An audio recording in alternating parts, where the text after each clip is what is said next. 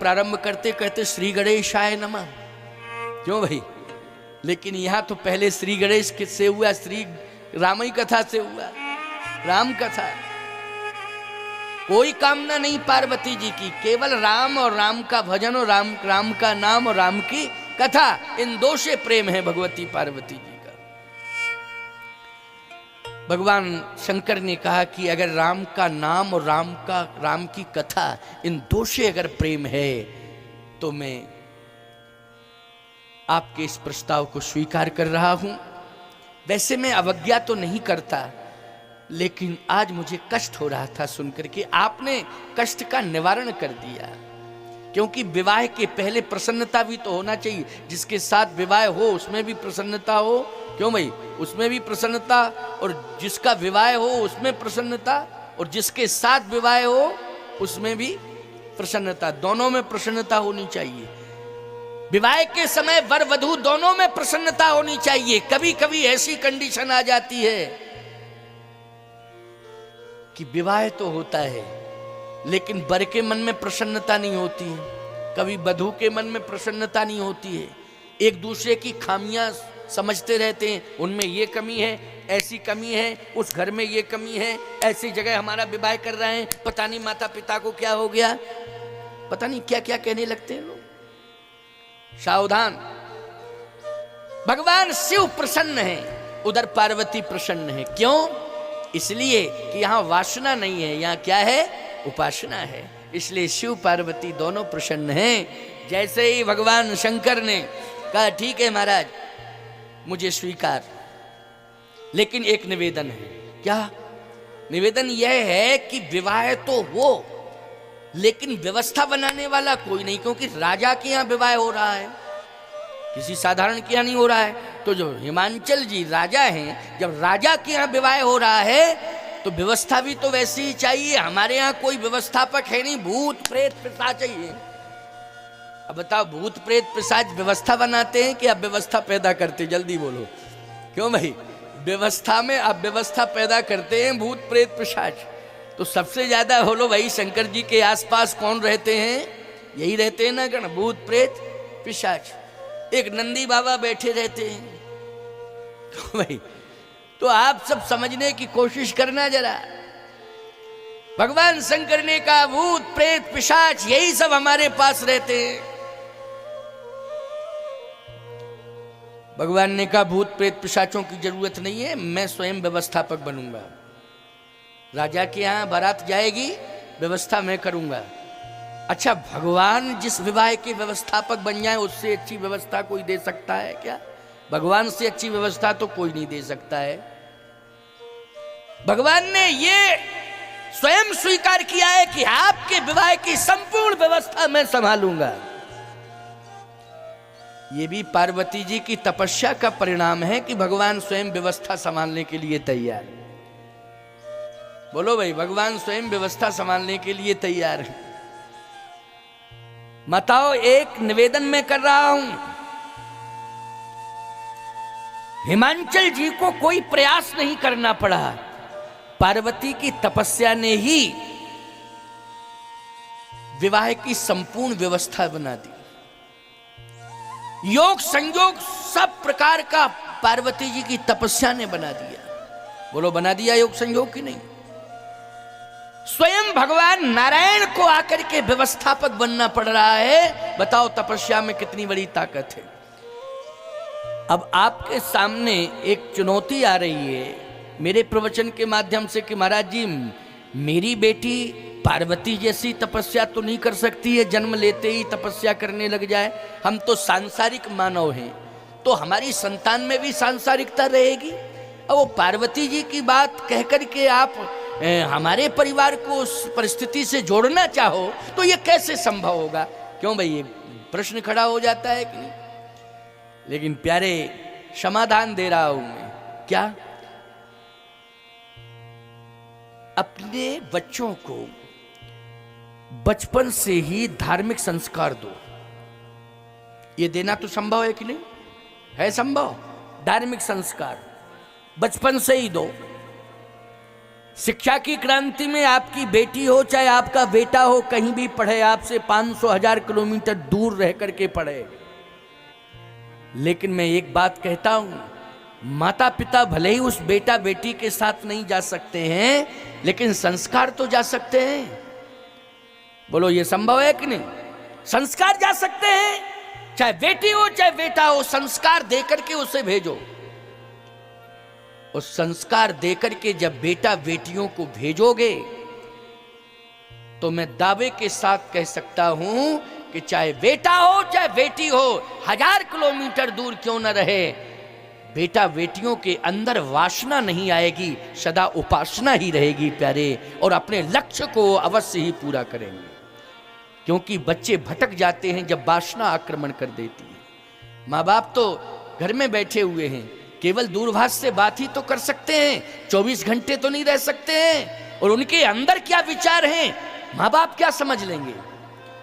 वासना आती है तो भटक जाते हैं, वो भटक जाते हैं, मनमुखी डिसीजन लेने लगते हैं। जब मनमुखी डिसीजन लेते हैं प्यारे, तो आगे चल करके परिवार सुखी नहीं होता है। मैं बिल्कुल दावे के साथ कह रहा हूं, वो परिवार सुखी नहीं होता है। ऐसे तमाम उदाहरण हैं कि जहां आईएएस बेटी है, आईएएस दामाद है, दोनों में विचार नहीं मिल रहे।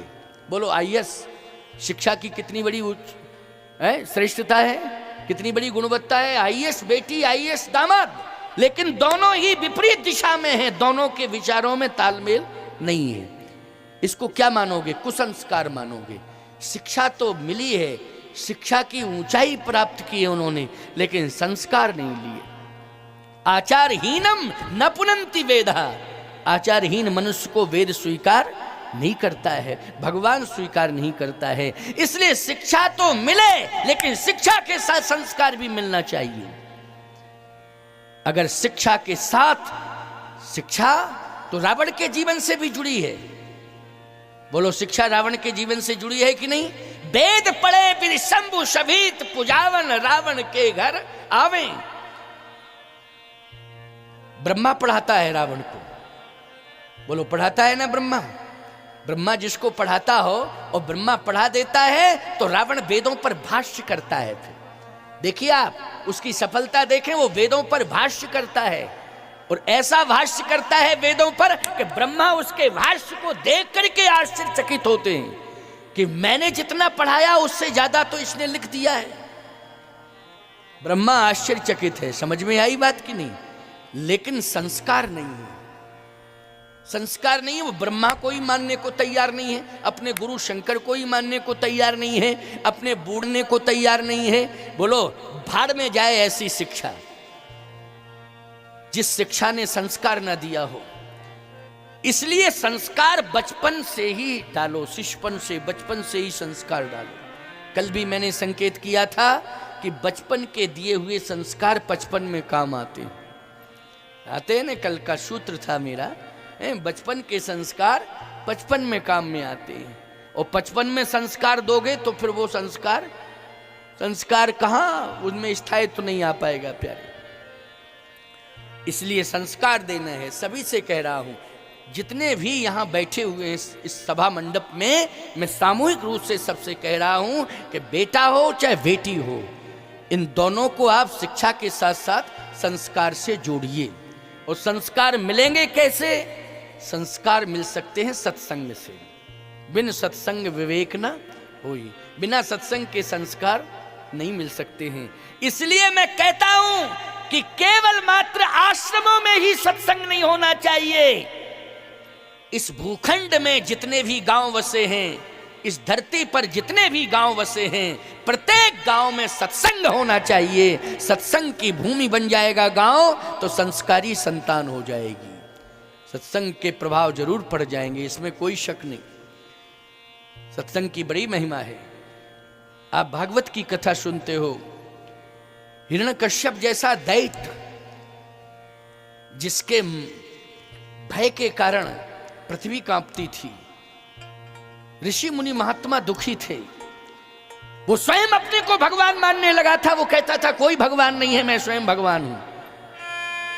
भगवान मानने के लिए विवश करता था कि मुझे ही भगवान माना जाए। और प्यारे, सत्संग ने ऐसा परिवर्तन किया कि बिना किसी हिंसा के, अहिंसा के बल पर भक्त प्रहलाद ने परिवर्तन कर दिया। बोलो किया? हिंसा के बल पर नहीं किया है। किसके बल पर किया परिवर्तन? अहिंसा के बल पर परिवर्तन किया है भक्त प्रहलाद ने। लेकिन पुत्र किसका है भक्त प्रहलाद? इस पर विचार करना। एक राक्षस का पुत्र है, दैत्य वंश में पैदा हुआ है प्रहलाद। हुआ है कि नहीं हुआ है? लेकिन बचपन में संस्कार मिल गए सत्संग के, बल्कि उदर में है, कयाधु के उदर में है, अभी जन्म नहीं हुआ है प्रहलाद का। नारद जी पहुंच गए तो नारद जी ने, जब नारद जी के चरण पकड़ लिए, कयाधु ने कहा महाराज मेरे पति को समझा दो, मेरे पति को समझा दो, मेरा पति अपने को ही भगवान मानने लगा है, ऐसा दैत्य हो गया है, उसकी दैत्यता को देख करके आज पृथ्वी भी कांप रही है, मेरे पति को समझा दो। नारद जी ने कहा कि वो नहीं समझेगा। अब क्या समझेगा? वो उसका मरने का समय आ गया, वो क्या समझेगा? उसका मरने का समय आ गया है, वो क्या समझेगा? लेकिन तू समझ ले। तो महाराज मैं क्या समझूं, मेरा भी तो मरने का ही समय है। नहीं नहीं, मरने का समय तो होगा, लेकिन तू समझ ले, क्योंकि संतान में सुधार हो गया तो निश्चित रूप से संतान के द्वारा ही कल्याण हो जाएगा। सुधार हो गया तो कल्याण किसके द्वारा होगा? संतान के द्वारा। तो संतान तो है ही नहीं, किसे सुनाऊं, किसे संस्कार दूं? कहा तू मेरे से कथा सुन ले, कथा सुन ले तू। जब तू कथा सुनेगी तो तेरे उदर में पलने वाली संतान में भी कथा के संस्कार आएंगे, और जन्म से ही जब कथा के संस्कार आएंगे तो निश्चित रूप से वो संस्कारों को कोई माई का लाल नष्ट नहीं कर सकता है। वो संस्कार प्रबल होंगे और वो संस्कार ही संस्कारों की एक राजधानी बना करके एक ऐसा संस्कारों का साम्राज्य स्थापित कर देगा, वो संस्कारी संतान का स्वरूप कि भगवान का वास्तविक स्वरूप प्रकट हो जाएगा। इसलिए तू कथा सुन। ठीक है महाराज सुनाओ। नारद जी ने जब कथा सुनाई तो याद रखना, कयाधु ने श्रद्धा पूर्वक कथा सुनी, वो सुनती रही प्रहलाद उदर में, और कथा के संपूर्ण संस्कार प्रहलाद में पड़ गए। और जब प्रहलाद का जन्म हुआ तो जन्म लेते ही प्रहलाद ने यही कहा कि इस संसार का सत्य कौन है? इस संसार का सत्य है राम, राम, राम। यही संसार का सत्य है, इससे बड़ा कोई सत्य नहीं है। बोले ये राज्य, ये भ्रम है। ये राज्य क्या है? भ्रम है। ये जो तलवार की शक्ति, बोले ये भ्रम है। ये संपत्ति, ये भ्रम है। फिर सत्य क्या है? बोले ब्रह्म सत्यम जगन मिथ्या। बोले ब्रह्म ही सत्य है, जगत क्या है? मिथ्या है। ये किसने कहा है? भक्त प्रहलाद ने। समझ गए हो कि नहीं? ब्रह्म सत्यम जगन मिथ्या। ब्रह्म ही सत्य है, जगत क्या है? मिथ्या है। इसलिए पिताश्री राम राम कहो, इसी से आपका कल्याण होगा। अपने सखाओं से भी कहता है फालतू की बकवास छोड़ो, राम राम कहो, इसी से कल्याण होगा। और बोलो अहिंसा के बल पर भक्त प्रहलाद ने धार्मिक वातावरण पूरे समाज में डाल दिया कि नहीं डाल दिया?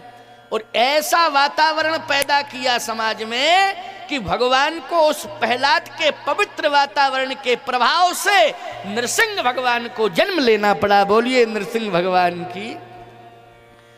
तो वातावरण के बल पर नृसिंह भगवान आए हैं। बोलो आए हैं कि नहीं आए हैं? नृसिंह भगवान खम्भ से ही प्रकट हो गए प्यारे। ये भक्त प्रहलाद की देन है। लेकिन मूल में क्या है? सत्संग। सत्संग के संस्कार पड़े। इसलिए गांव गांव में सत्संग होना चाहिए, अथवा गांव गांव को सत्संग से जुड़ना चाहिए। ठीक है, अगर किसी गांव में सामर्थ्य नहीं है तो 2-4 गांव मिलकर के सत्संग करा सकते हैं। जैसे इस आश्रम में यज्ञ हो रहा है, 2-4 गांव का सहयोग। कितने गांव का सहयोग है? देखिए 5-7 गांव का सहयोग है। बोलो है कि नहीं? अब देखो ये भी बहुत बड़ी बात है। 5-7 गांव का सहयोग है। ये आश्रम भी आप सबका ही है। सब मिलकर के सत्संग, लेकिन आना चाहिए सत्संग में। बिना आए काम बनने वाला नहीं है। सत्संग में बिन सत्संग विवेक ना हो। तो आज मैं कहना ये चाहता हूं कि भगवान शंकर नारायण की बात को स्वीकार कर रहे हैं और पार्वती जी के विवाह में भगवान स्वयं व्यवस्थापक हैं।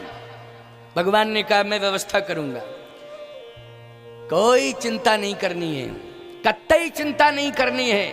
अनन्यास चिंतयन्तो माम ये जनः पर्युपास्ते तेषाम नित्याभियुक्तानाम योगक्षेमम वहाम्यहम्। भगवान के प्रति समर्पित हो जाओ तो पूरा योगक्षेम कौन वाहम करते हैं? भगवान। इसलिए पार्वती जी भी समर्पित हैं भगवान के लिए, शंकर जी भी समर्पित हैं भगवान के लिए। तो याद रखना, संपूर्ण व्यवस्था किसने संभाल ली है? भगवान ने संभाल ली। ये प्रमाण है कथा का। यदि कथा पर विश्वास करते हो तो ये कथा का प्रमाण है, मानना पड़ेगा, है ना। भगवान ने कहा मैं व्यवस्था करूंगा। भगवान शंकर ने कहा कि अब मुझे विश्वास हो गया कि विवाह ठीक से हो जाएगा, लेकिन महाराज एक निवेदन। क्या? विवाह के बाद जब पार्वती यहां आएंगी तो मैं क्या व्यवस्था दूंगा? ये तो कैलाश है, यहां व्यवस्था क्या दूंगा? भगवान ने कहा पार्वती व्यवस्था के लिए नहीं आएगी कैलाश पर, पार्वती अपने साथ आस्था लेकर के आएगी। जिसमें आस्था होती है वो व्यवस्था को महत्व नहीं देते। क्यों भाई, देते हैं क्या? आस्था को महत्व देते, व्यवस्था को महत्व नहीं देते।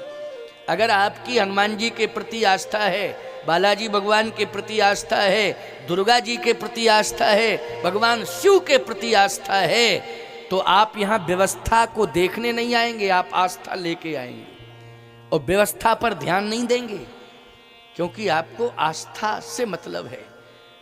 कहीं भी बैठने की जगह मिल जाए वो भूमि प्रणम्य है, क्योंकि यहाँ सत्संग हो रहा है, यहाँ यज्ञ हो रहा है। बोलो ये आस्था है कि नहीं है? ये आस्था है।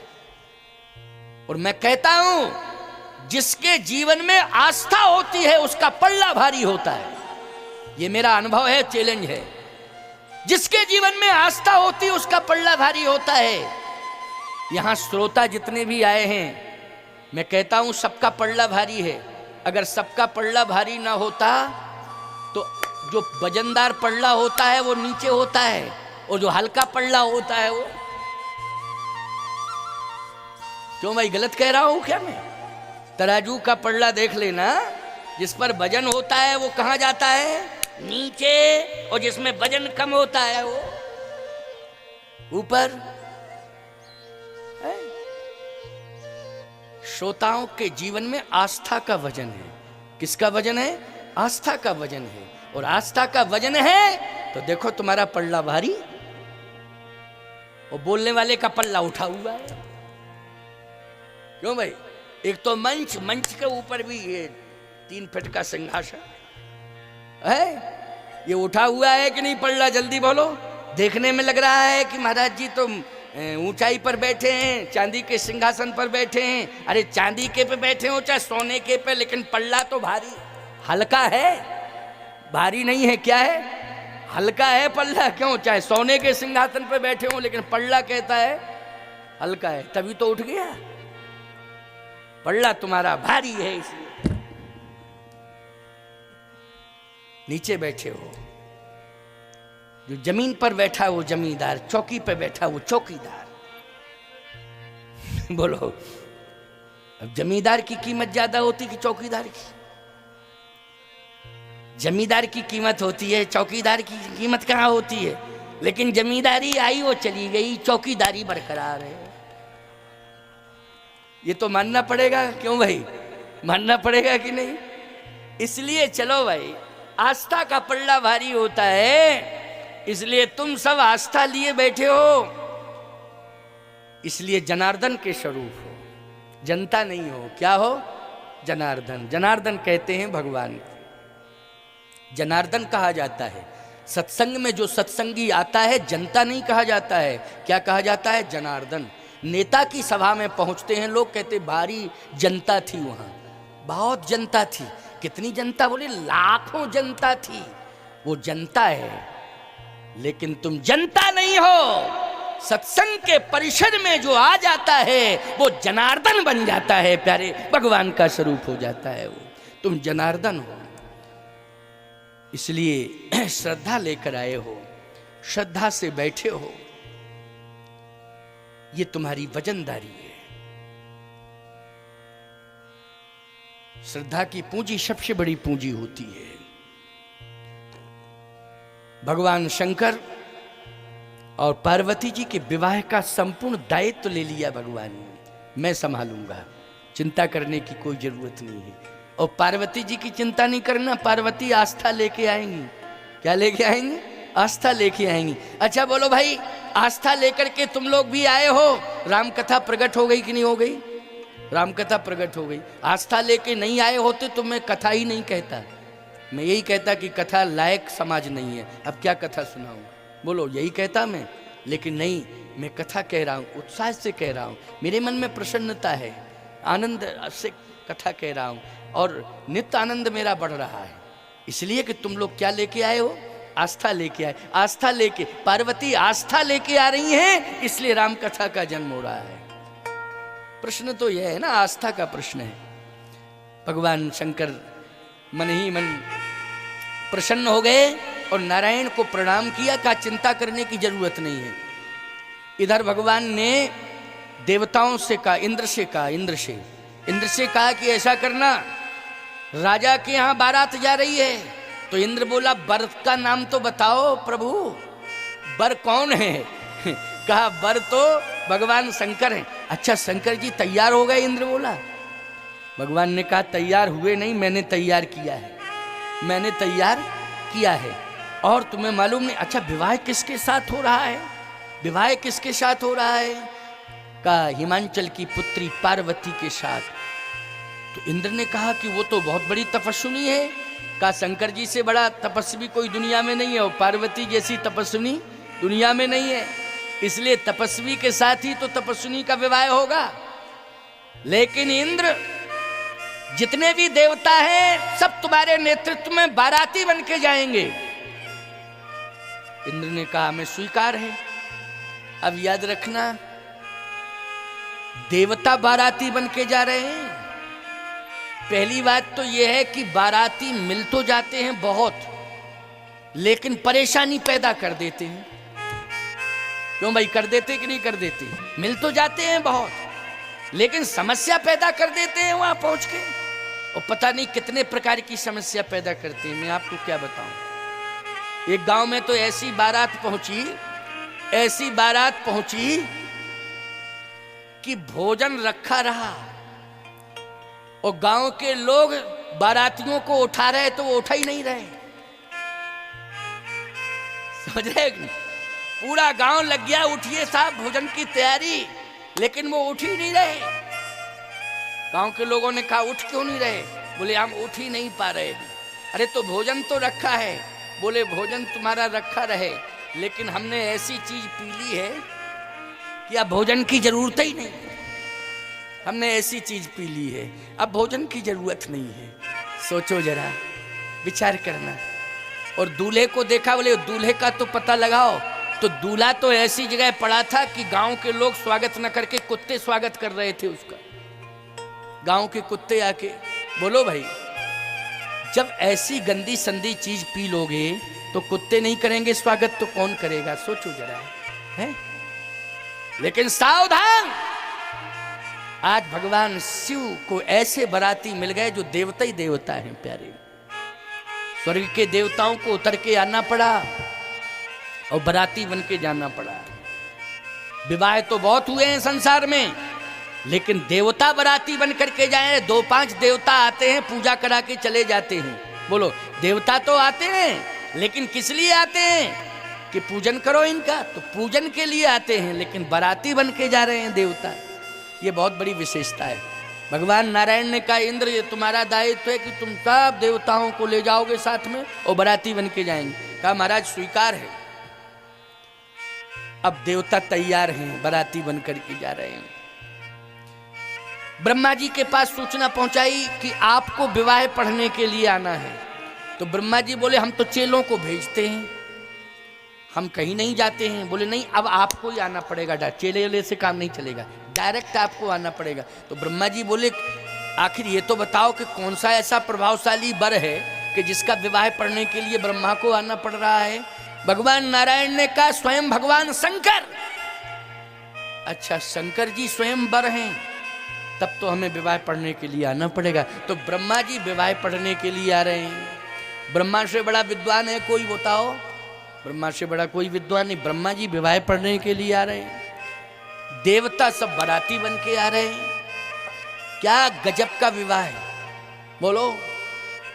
बड़े बड़े राजा हुए हैं, लेकिन ऐसे बाराती नहीं पहुंचे किसी के विवाह में।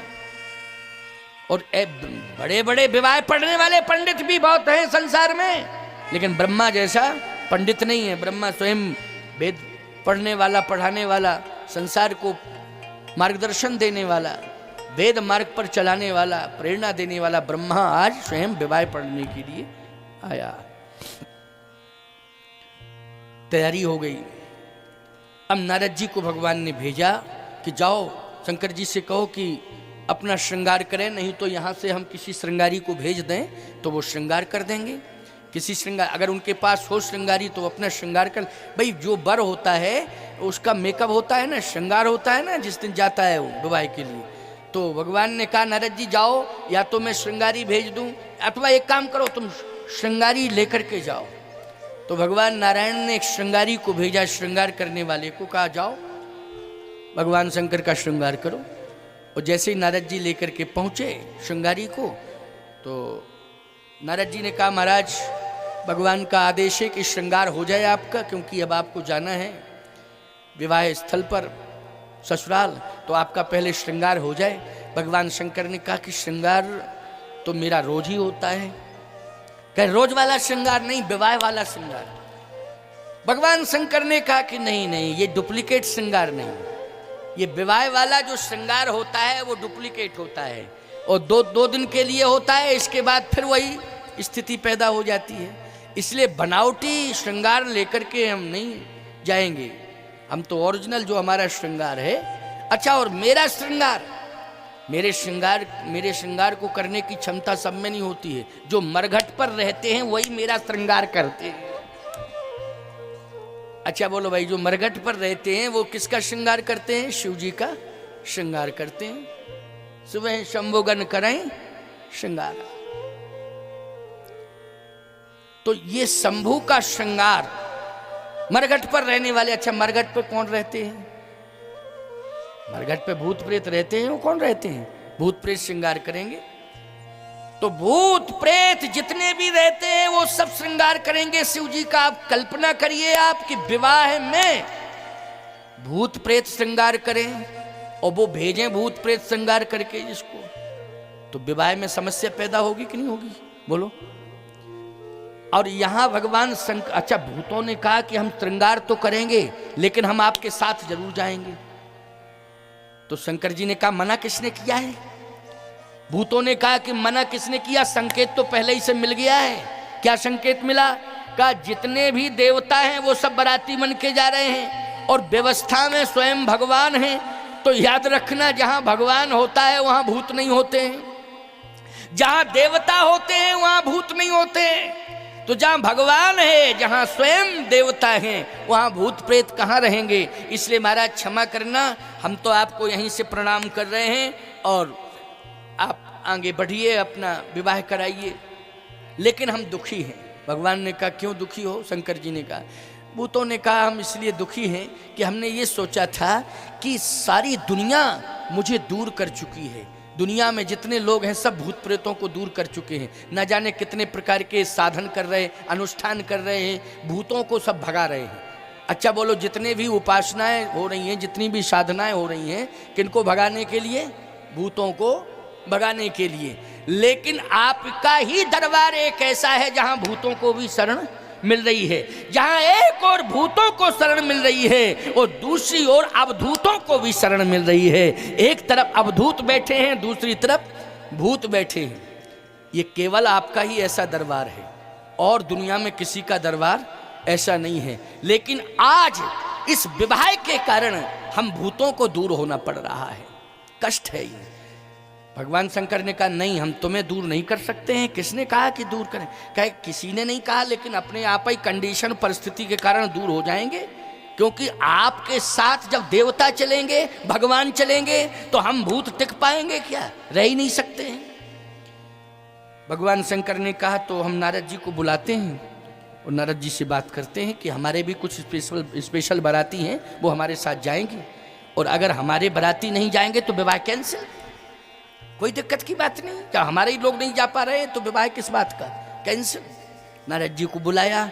नारद जी को जैसे ही बुलाया तो शंकर जी ने कहा कि देखिए बारातियों की लिस्ट बन गई।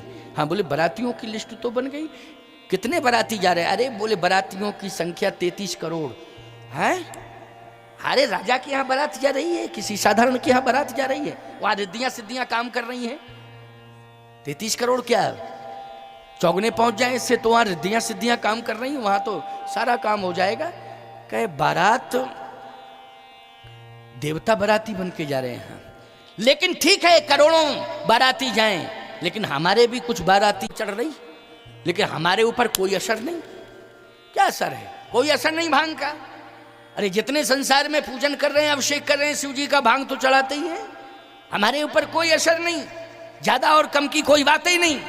तो आप इस प्रकार की भाषा बोल रहे हैं? कहा मेरी भाषा बिल्कुल परिमार्जित है, सही है, मैं जो कह रहा हूं वो ठीक ही कह रहा हूं। तो भूत प्रेत जाएंगे, अगर नहीं ले जाएंगे इनको तो विवाह कैंसिल। कह दो नारायण से कि किसी दूल्हे की व्यवस्था कर लें। अरे वो तो भगवान है, उनके पास तो तमाम दूल्हे हैं, कोई दिक्कत नहीं। नारद जी ने कहा तो भूत प्रेत पिशाच तो जाएंगे। अब नारद जी पहुंचे भगवान के पास, प्रभु समस्या आ गई। क्या समस्या आ गई? कहा शंकर जी ने कहा कि हमारे स्पेशल बाराती हैं, वो साथ जाएंगे, तो बाराती कौन है? चले जाएं, क्या दिक्कत? अरे दिक्कत ही दिक्कत है, भूत प्रेत पिशाच ये सब बाराती शंकर जी के। अच्छा भूत प्रेत पिशाच? हाँ। अरे समझा दो शंकर जी को कि 2-4 दिन की बात है, इनको थोड़ा कैलाश के आसपास रहने दो, फिर बाद में पास में बुला लें। वो कह रहे विवाह कैंसिल, कोई दूसरा दूल्हा इंतजाम करे, हम दूल्हा बनने के लिए तैयार नहीं। भगवान ने कहा एक काम करो नारद, शिव जी मानने वाले नहीं हैं, ये बात बिल्कुल सत्य है। वो जिसको अपना लेते हैं और जो भगवान शिव से जुड़ जाता है, भले ही उसमें 1000 अवगुण क्यों ना हो, लेकिन वो उसका त्याग नहीं करते हैं, और उसके अवगुणों को दूर करने के लिए भगवान शंकर ही ऐसे सामर्थ्यवान देवता हैं कि उसके अवगुणों को दूर कर देते हैं, उसके दोषों को दूर कर देते हैं, और उसे निर्दोष बना करके स्वयं उसको कैलाशवासी बना लेते हैं। ये भोले बाबा की विशेषता है, कैलाशवासी बना लेते हैं। याद रखना, बहुत से लोग तो बैकुंठवासी होते हैं, लेकिन जो शिव जी के भक्त हैं वो कैलाशवासी होते हैं। कहाँ के होते हैं? कैलाशवासी होते हैं। कैलाश पर वास करने का अवसर किसी को मिल जाए प्यारे, तो याद रखना वो परम सौभाग्य की बात है। इसलिए भगवान शंकर ने कहा कि नारद जी सुना दो, कह दो। और नारद जी ने जाकर के कहा तो भगवान ने कहा कोई बात नहीं, जाओ कह दो, भूत प्रेत सब जाएंगे, बाराती बन करके जाएंगे। लेकिन थोड़ा सा ये कह देना डिफरेंस, क्या अंतर क्या रहेगा? अंतर ये रहेगा कि पहले देवता पहुंचेंगे और बाद में जो है शंकर जी आए अपने बारातियों को लेके। लेकिन जो देवता बाराती बन के जा रहे हैं, इंद्र उनको लेकर के पहले पहुंच जाएगा। भगवान नारायण ने कहा नारद जी से कि मैं मामला सब संभाल लूंगा, पहले मैं पहुंचूंगा, मामला सब संभाल लूंगा, और मामला जब सब संभल जाएगा तो कोई चिंता की बात नहीं है, सब ठीक ठाक हो जाएगा। फिर ये भूत प्रेत जाएंगे बाद में, तब क्या होगा? भगवान ने कहा भूत प्रेत जाएंगे तो नगर के लोगों से कह दिया जाएगा कि ये खेल तमाशा वाले सब आए हुए हैं। वो बारात में खेल तमाशा वाले जाते हैं कि नहीं जाते हैं? क्यों भाई, कुछ वैसा ही तो वो भूतों जैसा रूप बनाए रहते हैं ना, तो कह दिए खेल तमाशा वाले हैं, तो मामला सब समझ जाएगा, चिंता करने की कोई। अच्छा भूत पास में इसलिए नहीं आएंगे कि हम लोग रहेंगे तो भूत अपने आप ही दूर रहेंगे, और गांव के बाहर भूत रहें तो कोई दिक्कत नहीं, कोई दिक्कत नहीं है। और ऐसा एक इंतजाम कर दिया जाएगा कि जहां मरघट आदि होगा उनको भूतों के लिए वहां बास दे दिया जाएगा, कोई दिक्कत की बात नहीं, चिंता मत करो, कह दो शिव जी से तैयारी करें। नारद जी पहुंचे, बोले महाराज आप तो अपने बाराती तैयार करो, कोई दिक्कत की बात नहीं, बस इतना अंतर करना है क्या कि पहले बाराती जाएंगे देवता बाराती बन के पहुंचेंगे, और भगवान पहुंचेंगे, ब्रह्मा जी पहुंच जाएंगे, बाद में आपके बाराती जावे। इतना आपको मंजूर है? शंकर जी ने कहा कि बाद में जाएंगे, कहो 2-4-10 दिन बाद पहुंचे, हमें कोई दिक्कत नहीं, कोई हमें विवाह की ऐसी चिंता तो है नहीं कि हमारा विवाह हो जाए, हम 2-4-10 दिन बाद पहुंच जाएंगे। नहीं नहीं, 2-3 घंटे बाद, हाँ 2-3 घंटे बाद पहुंच जाएंगे, पहुंच जाए, वो कोई दिक्कत की बात नहीं। आप तो तैयारी कर, हमारे बाराती तैयार हो गए हैं और वो हमारे साथ जाएंगे, ठीक है, कोई बात नहीं। प्यारे, बारात तैयार हुई, इंद्र के नेतृत्व में देवता जा रहे हैं, ब्रह्मा स्वयं विवाह पढ़ने के लिए जा रहे हैं, नारायण गरुड़ पर सवार होकर जा रहे हैं। जिस समय बारात चली तो पूरे हिमालय परिक्षेत्र में प्रकृति ने स्वागत किया।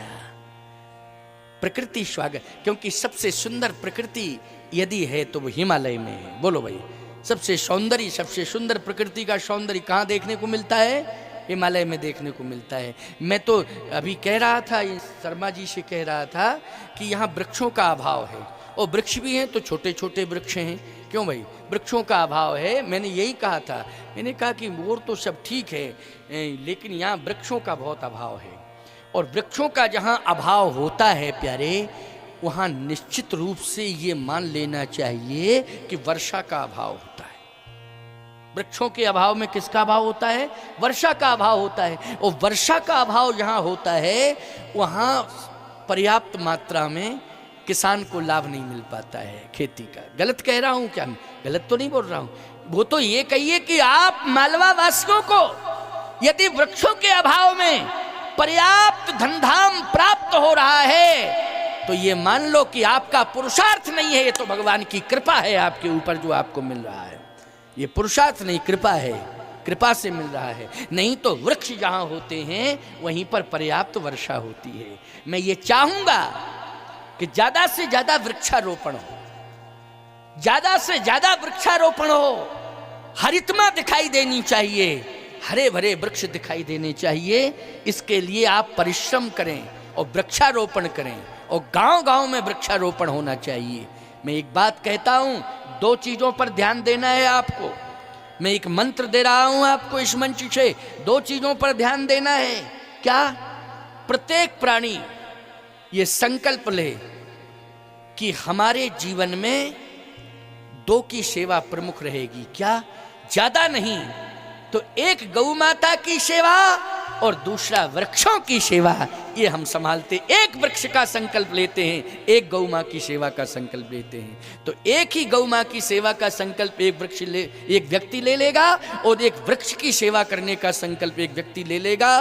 तो मैं दावे के साथ कह रहा हूं, निश्चित रूप से कह रहा हूं, एक गौ माँ की सेवा और दूसरा वृक्षों की सेवा, ये वृक्ष और गौ माँ ये दोनों ही, मैं दावे के साथ कह रहा हूं, बैतरणी पार करने में गौ माता का योगदान रहेगा और बैकुंठ में स्थापित करने में वृक्ष का योगदान रहेगा। मैं दावे के साथ कह रहा हूं, आपका परम कल्याण हो जाएगा।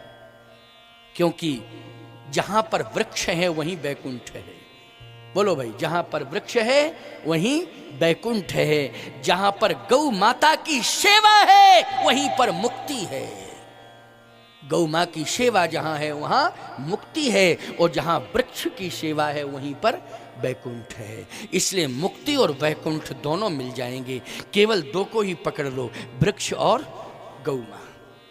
ये मैंने मंत्र दे दिया है आपको, और पर्याप्त मात्रा में आपको वर्षा मिलेगी, जल मिलेगा पर्याप्त मात्रा में। लेकिन वृक्ष से जुड़ना पड़ेगा, वृक्षों की सेवा करो, काटना पीटना बंद करो, छांटना बंद करो। हाँ, रूखे सूखे कोई वृक्ष हैं उनको काटा छाटा जा सकता है, लेकिन हरे भरे वृक्षों को काटने की कोशिश नहीं करनी चाहिए। सबसे बड़ा अपराध है, सबसे बड़ा अपराध है। इसलिए वृक्षारोपण ज़्यादा से ज़्यादा हो और गौ माता की सेवा भी ज़्यादा से ज़्यादा हो। ये 2 संकल्प लेना पड़ेगा, तभी मुक्ति और वैकुंठ का मार्ग प्रशस्त होगा, तभी दोनों ही आपको प्राप्त होंगे। तो आज प्रकृति ने स्वागत किया। प्रकृति हरी भरी, क्या गजब की प्रकृति है साहब। हिमालय का सौंदर्य तो अद्भुत है। सब स्वागत में लग गए बारातियों की। जैसे गांव में बारात आती है तो पुराना नियम था, अब तो मैरिज गार्डनों से शादी होने लगी है, लेकिन पहले तो गांव में ही शादी होती थी। तो पूरा गांव जो है बारातियों का स्वागत करता था कि नहीं करता था? गांव के बाहर बारातियों का स्वागत, गांव के लोग करते थे, लेकिन यहाँ बारातियों का स्वागत प्रकृति कर रही है? क्योंकि प्रकृति के राजा हिमालय, बोलो हिमालय राजा है ना, हिमांचल के यहाँ राजा के यहाँ बारात जा रही है ना, तो स्वागत कौन कर रहा है? बोले पूरा प्रकृति समुदाय स्वागत कर रहा है, पूरा हिमालय का साम्राज्य स्वागत कर रहा है। देवता प्रसन्न हो गए कि स्वागत तो बहुत हुआ है, लेकिन ऐसा स्वागत कभी नहीं हुआ है जैसा हिमालय में स्वागत हुआ है। आज देवता प्रसन्न है, ब्रह्मा जी भी प्रसन्न है कि आज मुझे विवाह पढ़ने का सौभाग्य मिल रहा है।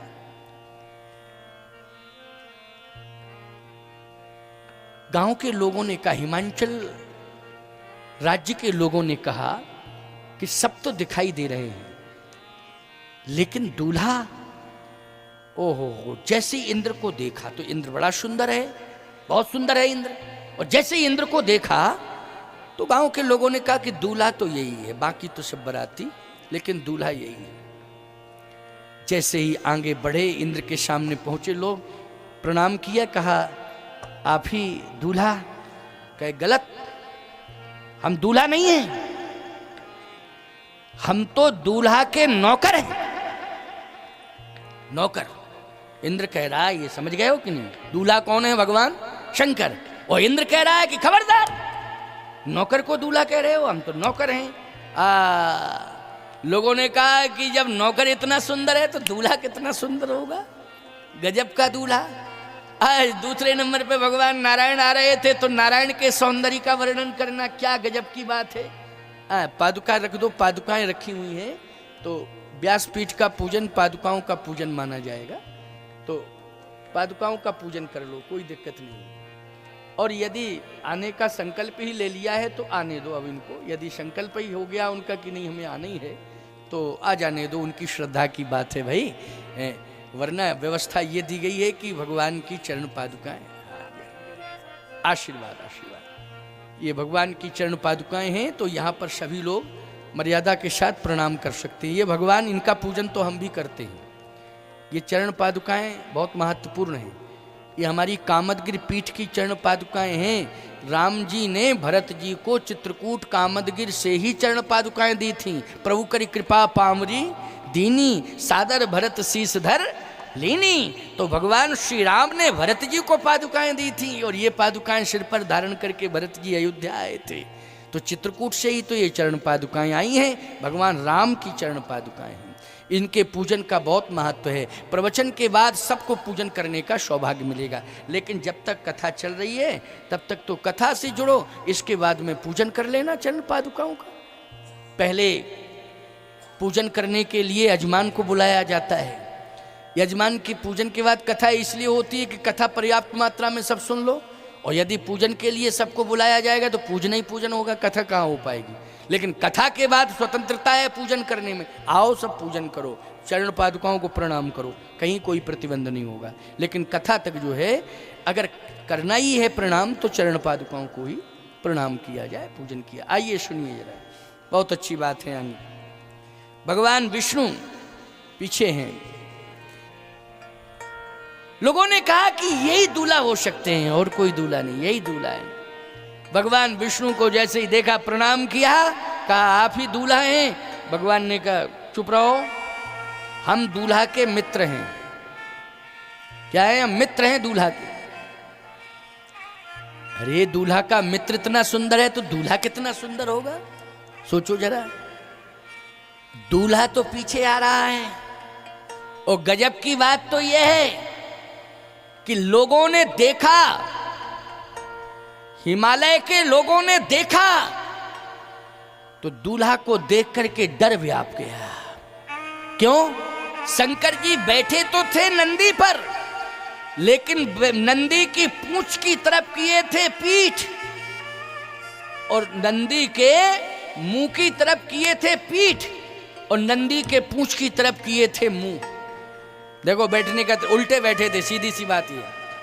नंदी के जो पीठ थी, पूंछ थी, उसकी तरफ किए थे मुंह, और नंदी का जो मुख था उसकी तरफ शंकर जी किए थे पीठ। अब देखिए, आप पीठ करके, कोई भी दूल्हा पीठ करके ससुराल में प्रवेश करे तो कैसा लगेगा वो दृश्य, जरा जल्दी बोलो है। चाहे घोड़े पर बिठा लो, और घोड़े पर बिठा लोगे तो सीधा बिठा लोगे कि उल्टा बिठा लोगे। अच्छा, द्वारचार के लिए कोई दूल्हा घोड़े पर बैठ के जावे और घोड़े के मुंह की तरफ कर ले पीठ और पूंछ की तरफ कर ले मुंह, तो कैसा दृश्य लगेगा वो जरा सोचो, कैसा दृश्य लगेगा। देखने वाले भयभीत हो जाएंगे कि नहीं हो जाएंगे? भयभीत हो जाएंगे। भगवान शंकर बैठे कैसे हैं? का कैलाश पर्वत जिधर है उधर नंदी की पूंछ है, और जिधर ससुराल है उधर नंदी का मुख है। लेकिन शंकर जी बैठे कैसे हैं? नंदी के मुख की तरफ किए हैं पीठ और पूंछ की तरफ किए हैं मुख, उल्टे बैठे हैं। तो जैसे ही देखा शंकर जी को तो सब डर गए और भागने लगे। नारद जी को भेजा भगवान नारायण ने, कहा जाकर के समझा दो भगवान शंकर को क्या हो गया है उनको, कम से कम सीधे तो बैठ जाए, सीधे ही बैठ जाए। और यदि बैठना नहीं आता है तो हम गरुड़ को भेज रहे हैं, इसलिए गरुड़ पर बिठाल करके उनको लाओ। तो नारद जी गरुड़ को लेकर के पहुंचे साहब शंकर जी के पास, और जैसे ही पहुंचे प्रार्थना करने लगे, महाराज पहली बात तो ये आप सीधे बैठ जाओ, और दूसरी बात ये कि आप नंदी का त्याग करो, आप तो गरुड़ पर बैठ जाओ, ये गरुड़ हम लेकर के आए हैं, भगवान नारायण का वाहन है। शंकर जी ने कहा देखो, हम किसी का वाहन उधार स्वीकार नहीं करते हैं, हमेशा कभी भी वाहन अपना हो तो प्रयोग में लाओ, लेकिन कर्जदार बनकर के वाहन कभी नहीं लेना चाहिए। हम कर्जदार नहीं बनना चाहते हैं, हमारे पास जैसा भी वाहन है वो हमारा है, हम उसी पर बैठेंगे। गरुड़ भगवान का है, उनके पास ले जाओ, वो उनका पर्सनल है। हमारे पास जो पर्सनल है हम अपना ही यूज करेंगे, हम प्रदर्शन नहीं करते हैं। लोग बाग आज प्रदर्शन के चक्कर में महंगी गाड़ियां लेते हैं, नहीं लेते हैं, क्यों भाई? और उनके पास नहीं होती है तो 10-20 हजार रुपया में किराए से बुला लेते हैं, 2 दिन के लिए, 1 दिन के 2 दिन के लिए।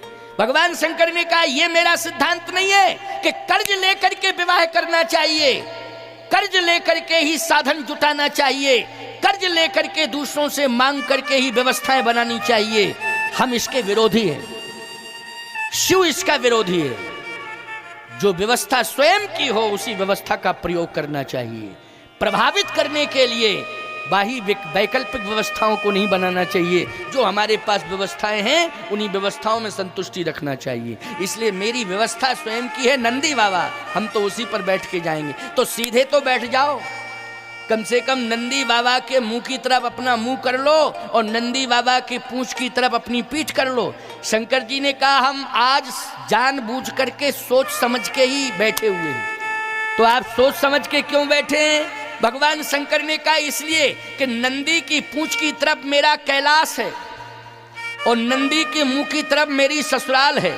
आज दुनिया के लोग जब ससुराल जाते हैं तो घर द्वार भूल जाते हैं, लेकिन शिव संदेश दे रहा है कि जब ससुराल जाओ तो घर द्वार देखते रहना, घर द्वार को छोड़ने की जरूरत नहीं है। इसलिए मैं ससुराल जा रहा हूं, लेकिन देख रहा हूं अपना परिवार, देख रहा हूं अपना घर द्वार, कि मैं ससुराल के पीछे कैलाश को छोड़ने वाला नहीं हूं। ससुराल प्यार लगी जब तय रिपरूप कुटुंब है तब तय। ससुराल जब व्यक्ति जाता है और ससुराल के आकर्षण में फंस जाता है तो याद रखना घर द्वार से दूरियां बनाने लगता है। मैंने ऐसे तमाम प्रमाण देखे हैं, आपको भी मालूम होगा कि जब तक विवाह नहीं होता है तब तक बंटवारा भी नहीं होता है। बोलो भाई, गलत कह रहा हूं क्या मैं? जब तक विवाह नहीं होता है तब तक बंटवारा भी नहीं होता है, और जब विवाह होता है तो बंटवारे की चर्चा शुरू हो जाती है। बोलो, हो जाती है कि नहीं हो जाती है? क्या ये विवाह मंगल महोत्सव आपको ये संकेत तो संदेश दे रहा है कि बंटवारा होना चाहिए, अलगाव होना चाहिए? नहीं नहीं, ये रूढ़ी मानसिकता है। विवाह के बाद बंटवारा होना चाहिए? नहीं नहीं, कभी नहीं होना चाहिए। मैं एक बात कहता हूं, चाहे पार्वती जी आई हो, चाहे भगवती सीता आई हो, ये दोनों आदर्श विवाह हैं। पार्वती जी ने भी जहां प्रतिकूलताएं थी ससुराल में, उनको अनुकूलताओं में परिणत कर दिया। प्रतिकूलताओं को अनुकूलताओं में परिणत किया पार्वती जी ने। लेकिन विडंबना इस बात की है कि अगर कोई बहू ससुराल में प्रवेश करती है और उसके आने पर यदि बंटवारा हो जाता है तो याद रखना अनुकूलता में प्रतिकूलता आ गई है, यही अर्थ निकलेगा। लेकिन भगवती पार्वती जी ने प्रतिकूलताओं में अनुकूलताओं को स्थापित किया है। ये विवाह का सच्चा अर्थ है। बहू घर में ऐसी आनी चाहिए कि अगर प्रतिकूलताएं भी हों तो अनुकूलताएं बना दे, ऐसी बहू आनी चाहिए। आप देखें, मैं और वर्णन करने जा रहा हूं, आप तो सुनते रहिए। भगवान शंकर ने कहा मैं सीधा बैठा हूं, मैं अपने कैलाश को देख रहा हूं और हिमाचल के लोगों को बता देना चाहता हूं, हिमालय के लोगों को, कि मैं जा रहा हूं ससुराल, लेकिन कैलाश को सदा देखूंगा, कैलाश को भूलने वाला नहीं। बहुत से लोग हैं ससुराल से तो इतना प्रेम कर लेते हैं कि ससुराल ही में रह जाते हैं, कुछ तो ससुराल ही में रह जाते हैं। और ससुराल में रह जाते हैं तो ससुराल में सम्मान 2-4 दिन रहो तब तो मिलता है, लेकिन जिंदगी अगर ससुराल में गुजारी जाए तो बड़ी विडंबना होती है साहब। अच्छा, जो लोग ससुराल में जिंदगी भर रहते हैं उनके चेहरे आप देखना तो चेहरे में अंतर है, और चेहरों में अंतर कितना ही हो, दांतों को देखना जरा उनके, तो आपका दांतों से क्या मतलब है? उनके दांत ऊपर नीचे के घिस जाते हैं जो ससुराल में रहते हैं, जरा देखना। ऐसा नहीं कि कोई ससुराल में रह रहा हो तुम जाओ उसका मुंह फाड़ने लगो, दांत दिखाओ कैसे है, जरा। हमारा मतलब ये नहीं है, लेकिन मेरा मतलब ये है कि उनका चेहरा देखना तो चेहरा बदल जाता है उनका। अच्छा, दांत चूंकि अंदर रहते हैं, लेकिन गौर से देखना, हंसी हंसेंगे तो बनावटी हंसी हंसेंगे, बनावटी हंसी। अच्छा, जब हंसी हंसें तब देखना कि दोनों दांत ऊपर और नीचे के घिसे हुए होते हैं। आप कहो महाराज ये बात कुछ समझ में नहीं आ रही, अटपटी बात बता रहे आप। हम अटपटी नहीं बता रहे, हम सही बात बता रहे हैं। दांत क्यों ऊपर नीचे के घिस जाते हैं? बात यह है कि ससुराल में रहता है, अच्छा उस गांव की उसकी पत्नी बेटी है, तो अगर कभी कोई ऐसी बात आती है कि उसे अपनी पत्नी से नाराज होना है, तो याद रखना वो नाराजी स्पष्ट रूप से व्यक्त नहीं करता, केवल अंदर अंदर से दांत ही किटकिटाता रहता है बस, और बाहर से कुछ नहीं कर पाता। क्यों भाई? क्योंकि वो बेटी का गांव है, बोलो है कि नहीं? बेटी का गांव है, घर घर में उसका सम्मान है, क्योंकि गांव की बेटी है, घर घर की बेटी मानी जाएगी। बोलो मानी जाएगी कि नहीं मानी जाएगी? लेकिन तू वहां रह रहा है और तू नाराज अगर उससे होता है तो बिगाड़ तो कुछ सकता नहीं, वह दांत ही किटकिटाता रहेगा ऊपर नीचे के, तो दांत ही उसके घिस जाते हैं, ऊपर के और नीचे के दांत प्रभावित हो जाते हैं। तो कहने का तात्पर्य मेरा ये है कि ससुराल में रहो तो 2-4 दिन रहो, सम्मान रहेगा, और जिंदगी भर का अगर तुमने ससुराल में डेरा डाल लिया तो भगवान ही मालिक है, फिर तुम्हारा तुम जानो, तुम्हारा काम जान। लेकिन समस्या रहती महाराज, अगर कोई ससुराल में नहीं है और जमीन जायदाद प्रॉपर्टी मिल गई है तो फिर हम कहाँ जाएं छोड़ के? आखिर रहना तो पड़ेगा ससुराल में ही। तो एक बात आपको बताएं, फिर उसके ससुराल मत मानो, उसको अपना घर द्वार मानो। क्या मानो? मानसिकता बदल दो। क्या कि अब हमारा ससुराल नहीं है, अब तो हमारा ये घर द्वार है। समझ गए हो कि नहीं? तो घर द्वार परिवार मान करके फिर सम्मान लेने का भाव मत बनाओ। सहज में सम्मान मिल जाए तो ले लो, लेकिन हमेशा सम्मान चाहने का भाव नहीं रखना चाहिए, और सम्मान चाहने का भाव रखना है हमेशा के लिए तो 2-4 दिन रहना ही उचित है ससुराल में। गलत कह रहा हूं क्या मैं? मैंने समाधान दोनों तरफ से दे दिया है, अब मानसिकता समाज की है, जैसा निर्णय ले। आइए सुनिए, भगवान शंकर ने कहा नहीं मैं सीधा ही बैठा हूं, लेकिन नारायण ने कहा है। अच्छा, नारायण ने कहा है तो हम उतर जाते हैं, बैठेंगे तो हम इसी विधा से, लेकिन कहा है उन्होंने तो हम उतर जाते हैं। तो उतरने में उल्टे नहीं चलेंगे, उतरने में तो सीधा ही चलना पड़ेगा ना।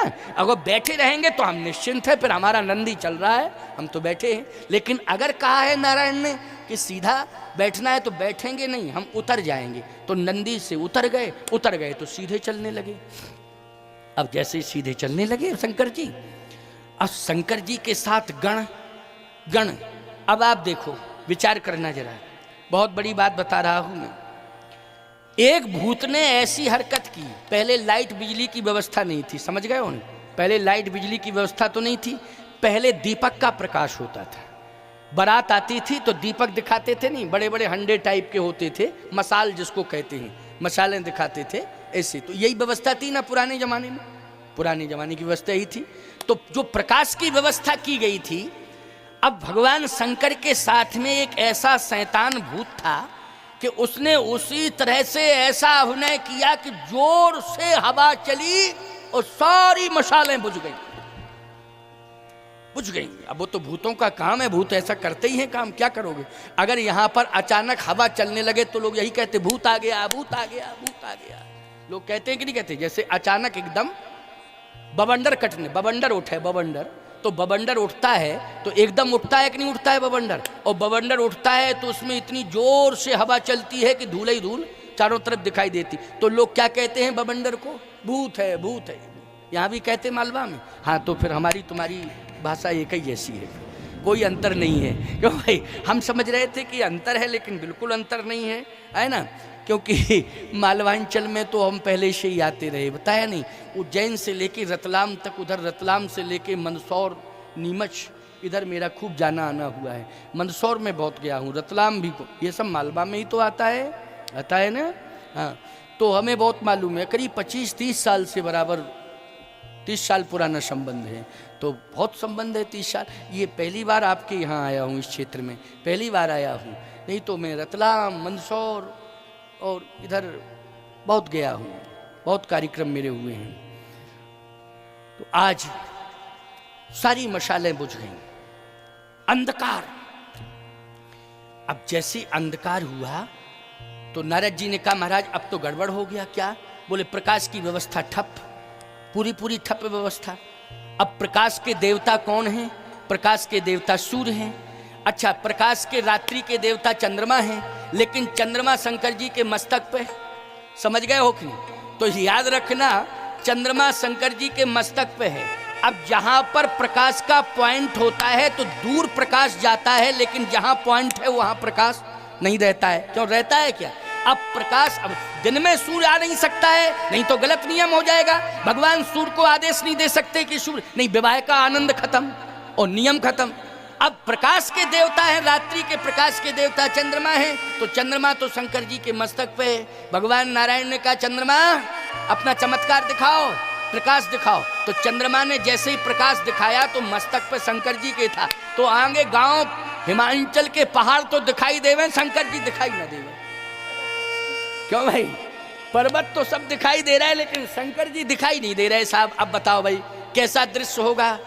अब शंकर जी दिखाई न दें, अब देखना है सबको दूल्हा को कि दूल्हा कहाँ है। अब दूल्हा दिखाई ही न देवे।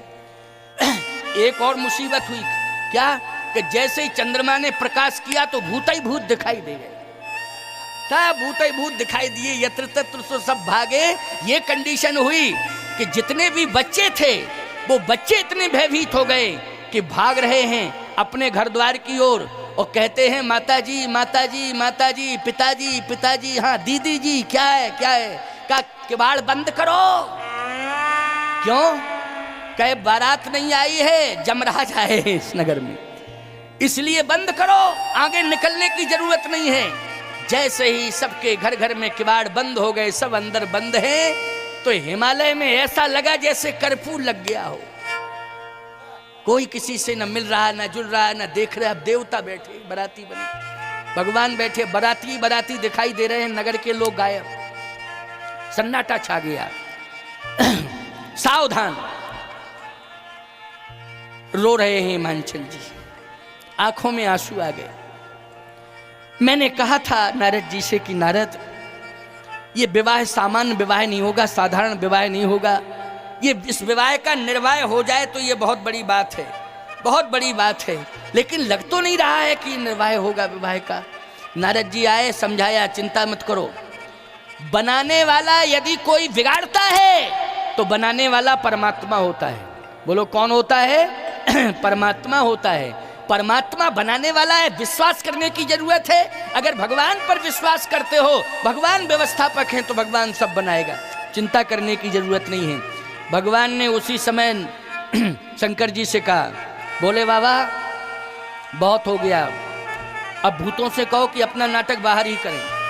कोई भी भूत जो है अंदर प्रवेश नहीं करेगा, आ गए हैं भूत, अब भूतों का इंतजाम है, सब कुछ व्यवस्थाएं हैं, बाहर रहेंगे भूत। अब अंदर नगर में भूतों के प्रवेश के लिए अनुमति नहीं। बोले बाबा ने कहा तो बाहर तो रहेंगे, हाँ उनका इंतजाम क्या है? उनका इंतजाम मरघट पे कर दिया गया था, पूरी व्यवस्था है, लेकिन उनसे कहना कि अंदर ना आवे। वो कहे नहीं आएंगे, बाहर ही रहेंगे, कोई दिक्कत की बात नहीं है। अब आपको एक काम करना है, क्या? आपको द्वारचार के लिए जाना है, लेकिन आप गरुड़ पर बैठ करके जाएंगे, गरुड़ पर, नंदी पर बैठ के नहीं। शंकर जी ने कहा महाराज एक मेरी प्रार्थना है। क्या? सबसे ज्यादा प्रिय है मुझे नंदी, नंदी है। जैसे आपके यहां गरुड़ की महिमा है, तो मैं कहता हूं कि आपसे ज्यादा गरुड़ की महिमा नहीं है, लेकिन शिव से ज्यादा मेरे दरबार में नंदी की महिमा है। बिना नंदी के शिव अधूरा है। बोलो, शिव के दरबार में शिव से ज्यादा महिमा किसकी है? जल्दी बोलो। नंदी की है। बोलो, है नंदी की कि नहीं? अगर आपने नंदी का पूजन नहीं किया है तो भोले बाबा का पूजन करते रहना, वो प्रसन्न नहीं हो सकते हैं। इसलिए नंदी बाबा को प्रणाम करना, उनका पूजन करना बहुत आवश्यक है।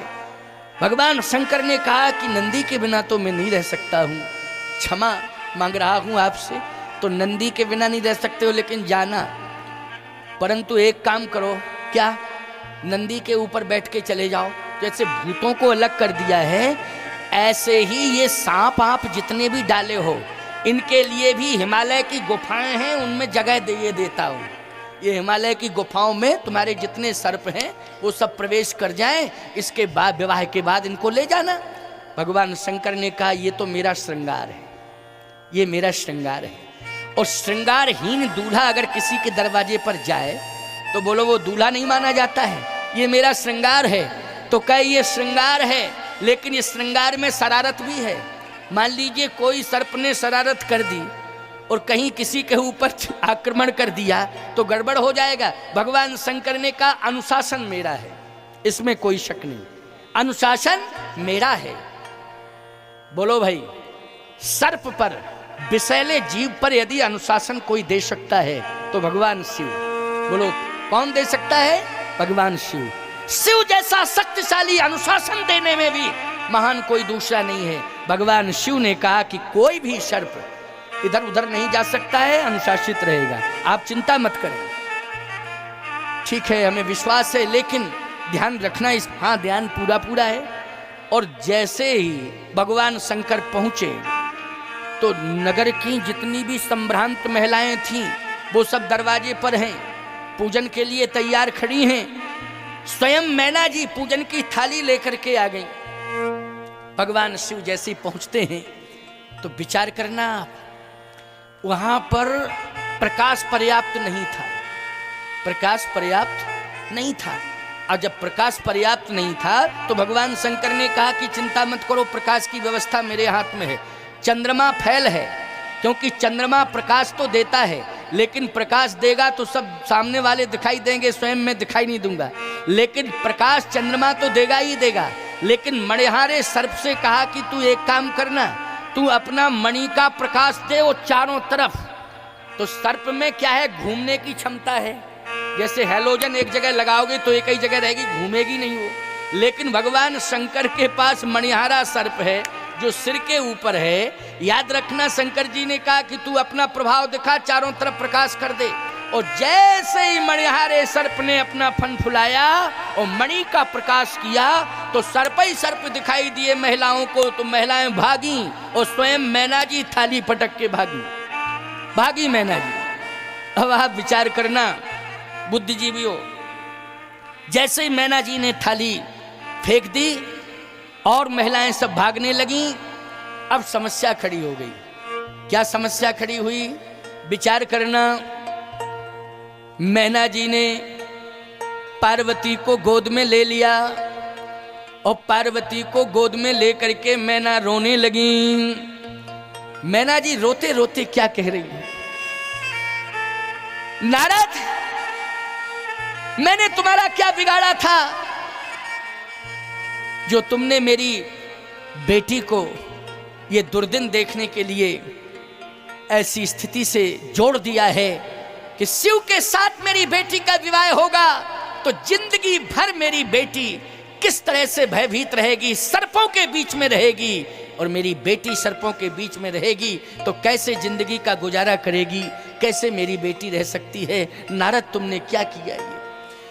अब नियम तो ये है कि माँ बेटी को समझाती है, यहाँ बेटी माँ को समझा रही है। यहाँ बेटी किसे समझा रही है? माँ को समझा रही है। धन्य है। मैं इसलिए कहता हूँ कि अगर बच्चों को संस्कार मिल जाएगा ना तो संकट में जब माँ बाप आएंगे तो बच्चे संभालेंगे। कौन संभालेंगे माँ बाप को? बच्चे संभालेंगे। और यदि संस्कार नहीं दिया तो बच्चे क्या संभालेंगे? बच्चे ही संकट और समस्या पैदा कर देंगे। बच्चे संभालेंगे क्या? बच्चे ही समस्या बन जाएंगे और घर में संकट पैदा कर देंगे। और यदि संस्कार हमने बच्चों को दे दिया तो जब भी कोई समस्या आएगी तो बच्चे समाधान करेंगे। यह है इस कथा का आशय होता है। तो समाधान हिमांचल ने नहीं किया है, समाधान मैना ने नहीं किया है, यहां समाधान नारद ने नहीं किया है, समाधान पार्वती ने किया है। कैसे किया है? जैसे ही गोद में ले लिया मैना ने पार्वती को, रोने लगी और कहती है बेटी आज मैं इस पर्वत से गिर रही हूं तुझे लेकर के, आज मैं अग्नि में जल रही हूं। पार्वती जी ने कहा माता जी आत्महत्या करना अच्छी बात नहीं है, आत्महत्या करने वाला व्यक्ति नरकी होता है, नरक जाता है, मैं भी नरक जाऊंगी आप भी नरक जाएंगी, खबरदार ऐसा काम नहीं करना है। फिर बेटी ये दुर्दिन तू कब तक सहेगी, किस तरह से शिव के साथ रहेगी जहां सर्प ही सर्प हैं, सर्पों के बीच में ना तो नींद आएगी और ना सुख शांति रहेगी। बोलो सर्पों के बीच में क्या नींद आ सकती है? अगर घर में एक सर्प आ जाए तो याद रखना 15 दिन के लिए घर छोड़ देते हो। क्यों? भ्रम हो जाए कि इस घर में सर्प है तो 15 दिन महीना भर जब तक संतुष्ट नहीं हो जाओगे तब तक तुम घर में प्रवेश नहीं करोगे। और जिस घर में सर्प ही सर्प हो उस घर को तो जिंदगी भर के लिए छोड़ दोगे कि नहीं? हे पार्वती तू सर्पों के बीच में कैसे रहेगी? कब तक तेरी जिंदगी का गुजारा होगा? मैं देख रही हूं कि जहां भी अंग प्रत्यंग दिखाई दे रहे हैं वहां सर्प ही सर्प हैं, कहीं बिच्छू लटके हुए हैं तो कहीं सर्प हैं। आज मैं देख रही हूं, मेरा मन नहीं कर रहा, इससे अच्छा तो मरना ठीक है। पार्वती जी कह रही हैं माँ सुनो मेरी बात, तुम सन मिटही की, तुम सन मिटही की विधि के अंका, मात व्यर्थ जड लेहु कलंका। जो विधाता ने मेरे भाग्य में लिखा है वो होके रहेगा। माँ विधाता को चैलेंज मत करो, मेरे भाग्य को चैलेंज मत करो। और यदि मैंने तपस्या की है और आपने यदि मुझे संस्कार दिए हैं तो धर्म तो ये कहता है कि ससुराल में अगर प्रतिकूल परिस्थिति क्यों ना मिले लेकिन मैं पहुंचूंगी और प्रतिकूल वातावरण को अनुकूलता में परिणत करूंगी, ये मेरा संकल्प है। ससुराल में अगर वातावरण प्रतिकूल मिलेगा तो मैं उस ससुराल का बहिष्कार नहीं करूंगी बल्कि उसमें अनुकूलता का वातावरण पैदा करूंगी। बोलो ये ऐसी ही बेटी होना चाहिए कि नहीं होनी चाहिए कि ससुराल जावे वातावरण प्रतिकूल मिल जावे तो उस प्रतिकूल वातावरण में अनुकूलता बना करके वो रहे, ये धर्म कहता है। इसलिए माँ चिंता करने की जरूरत नहीं है। माँ बाप का नाम होता है कि नहीं होता है?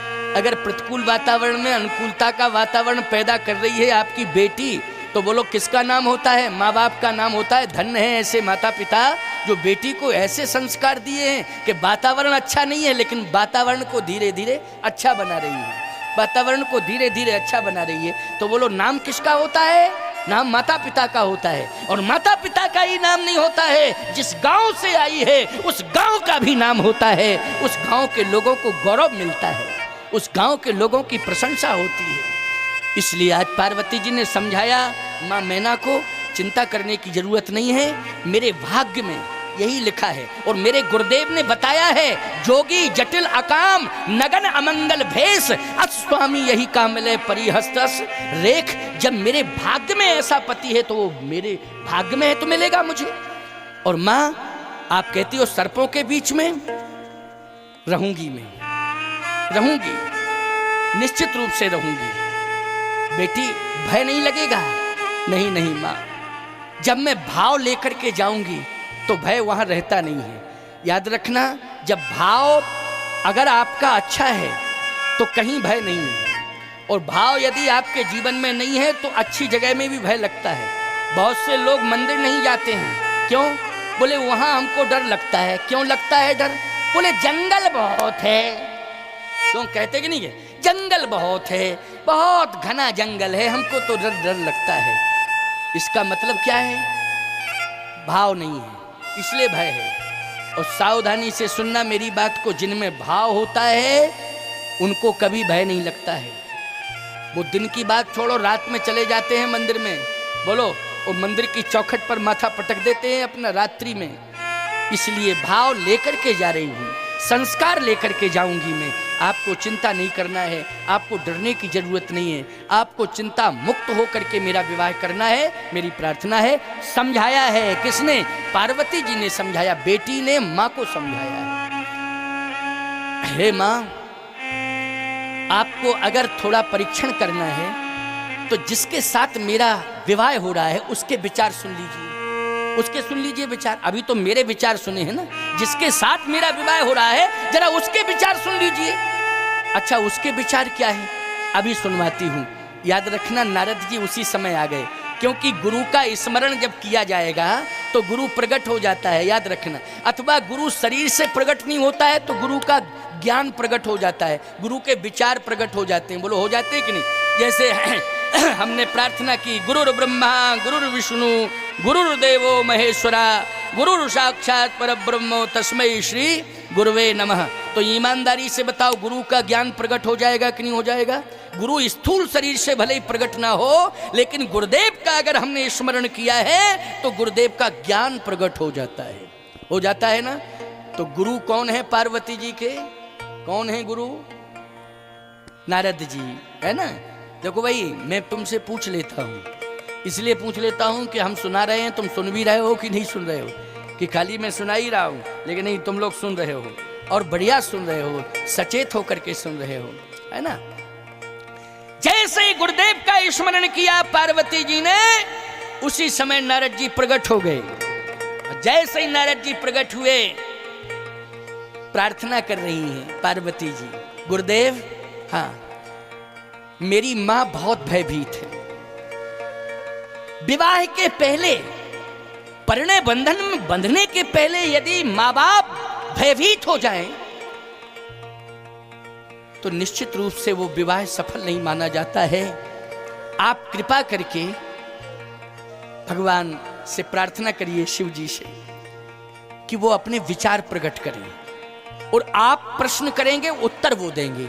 प्रश्न आप करेंगे, उत्तर वो देंगे, और श्रोता के रूप में मां और बेटी होंगे और पूरे हिमांचल के नगरवासी होंगे। श्रोता के रूप में प्रश्न आप करेंगे, उत्तर भगवान शंकर देंगे, और हम सब जिज्ञासु बनकर के सुनेंगे। ये प्रार्थना किसने की? पार्वती जी ने। किससे की प्रार्थना? अपने गुरुदेव से प्रार्थना की। और नारद जी ने कहा बिल्कुल बिल्कुल, क्यों नहीं। और जैसे ही नारद जी महाराज पहुंचे भगवान शंकर के सामने, और कहा, भोले बाबा, आपका अपमान हुआ कि सम्मान? देखिए प्रश्न है। अब यहां पार्वती जी को यह सिद्ध करना था कि जिस तरह से प्रतिकूलता में अनुकूलता का दिग्दर्शन मैं करा रही हूं, वैसे ही प्रतिकूलता में अनुकूलता का दिग्दर्शन भगवान शंकर के द्वारा भी आपको सुनने को मिलेगा। और यही हुआ भी। भगवान शंकर से जैसे ही प्रश्न किया नारद जी ने कि बाबा, संसार में सबसे बड़ा अपमान यदि हुआ है तो वो आपका हुआ है। ससुराल में इतना बड़ा अपमान आज तक किसी का नहीं हुआ जितना बड़ा अपमान आपका हुआ है। भगवान शंकर ने कहा कि मुझे तो नहीं लग रहा है कि मेरा अपमान हुआ, मेरा अपमान हुआ है ये तो मुझे नहीं लग रहा है, मुझे ये महसूस ही नहीं हो रहा है कि मेरा अपमान हुआ। कैसे कह रहे हो कि अपमान हुआ है? प्रमाण दो, अपमान कैसे हुआ है। देखो, सम्मान में तो सभी लोग प्रसन्न हो जाते हैं, लेकिन अपमान में सम्मान निकाल लेना यह बहुत बड़ी बात है ना। अपमान में सम्मान निकाल लेना। अपमान में सम्मान कौन? सम्मान में अपमान तो महसूस करने लगते कि हमारा सम्मान कम किया है, जिस हिसाब से हम थे उतना नहीं हुआ है, अपमान हुआ, ऐसा तो सब कहने लगते। लेकिन भगवान शंकर वो हैं जो अपमान में सम्मान खोज रहे हैं। इसलिए याद रखना, सबसे बड़ा सम्मान यदि धरती पर है तो भगवान शंकर का है। बोलो, विश्वनाथ कहा जाता है कि नहीं? बाकी तो सब नाथ हैं, लेकिन भोले बाबा क्या हैं? विश्वनाथ। सबसे बड़ा सम्मान है। नारद जी ने कहा कि सबसे बड़ा अपमान हुआ है आपका। अच्छा, ये सब आग्रह अनुरोध किसने किया था? पार्वती जी ने किया था। और माता पिता के भ्रम को दूर करने के लिए किया था। है ना। साथ ही साथ हिमांचल के जितने भी निवासी हैं वो हिमालय के निवासियों के भ्रम को दूर करने के लिए कि जिससे कि हमारे माता पिता की श्रद्धा हो जाए भगवान शिव के प्रति, प्रार्थना कर रही हैं। तो शंकर जी के सामने पहुंच गए नारद जी। नारद जी ने कहा सबसे बड़ा अपमान किया है आपका, और सबसे बड़ा अपमान ससुराल में हुआ है तो आप ही का हुआ है। शंकर जी ने कहा मुझे तो महसूस ही नहीं है कि मेरा अपमान हुआ। अच्छा सिद्ध करो नारद जी के कहाँ अपमान हुआ, पहले सिद्ध करो। नारद जी ने कहा पहला अपमान ये हुआ कि आप जैसे ही पहुंचे तो आपकी सास और सास के समान जो नगर की संभ्रांत महिलाएं थीं वो आपका पूजन करने के लिए, आरती उतारने के लिए, सम्मान करने के लिए दरवाजे पर आईं और आपको देख करके ही सब भागी। और सास की तो ये कंडीशन रही कि पूजन की थाली फेंक करके भागी। अब ये अपमान है कि सम्मान, बोलो जल्दी। भगवान शंकर ने कहा कि आपको लग रहा है अपमान, मुझे ये लगा कि संसार में जितना दामादों का ससुराल में कभी सम्मान नहीं हुआ उतना मेरा ससुराल में सम्मान हुआ। मेरे से बड़ा सम्मान आज तक किसी का नहीं हुआ बाबा। नारद जी बोले अच्छा एक बात बताओ भगवान शंकर, आपसे ही हम पूछ रहे, गंगोत्री से गंगा जी निकली हैं कि गंगा सागर से?